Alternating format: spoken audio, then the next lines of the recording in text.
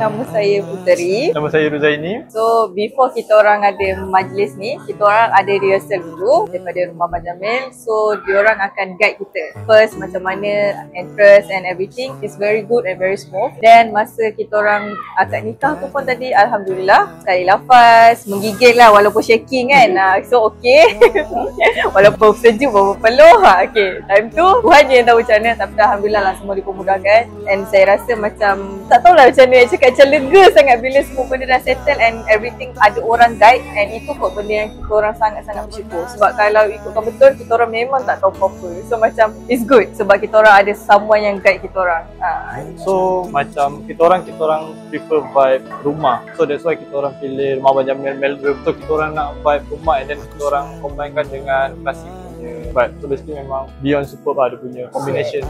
Of course it's good. Dia macam memang kena kat mata and kita orang tak regret lah. Memang kita orang rasa macam bersyukur gila. Untuk makanan tak pernah my mom cakap sedap and everything, dia cakap semua sedap. Dia cakap even makan nasi kosong pun is very good. Sebab my mom sangat cerewet. Sumpah tak tipu. Dia kata memang sedap. So I think dia banyak kot tapau makan hari ni, I think.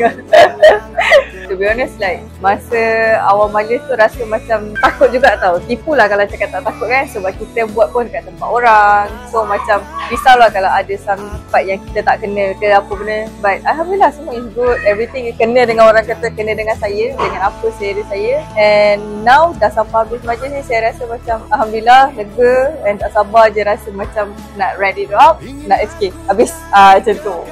But it was good, it was super, sumpah. Of course komen kita orang hari ni memang macam ni. I rasa kalau tak ada dia, tak berjalan majlis ni. Memang bela, tak tahu nak buat apa, nak pergi mana, nak masuk pintu pun tak tahu bila, macam mana. It was sumpah.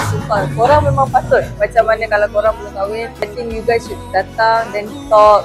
Tengok macam mana, discuss daripada A to Z. Tengok macam mana korang akan ada korang punya sendiri punya cita rasa. And then bila korang try sini, bukannya korang tak boleh nak buat cita rasa korang. No, it's not. Dia korang boleh olah balik. Maybe lagi improve. Sebenarnya ini beyond daripada apa yang kita orang expect. Sumpah. Kita orang sebenarnya nak yang orang kata yang light biasa. Dan bila dapat macam ni, alhamdulillah sumpah.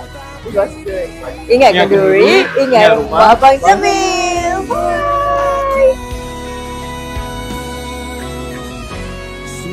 Jatuh cinta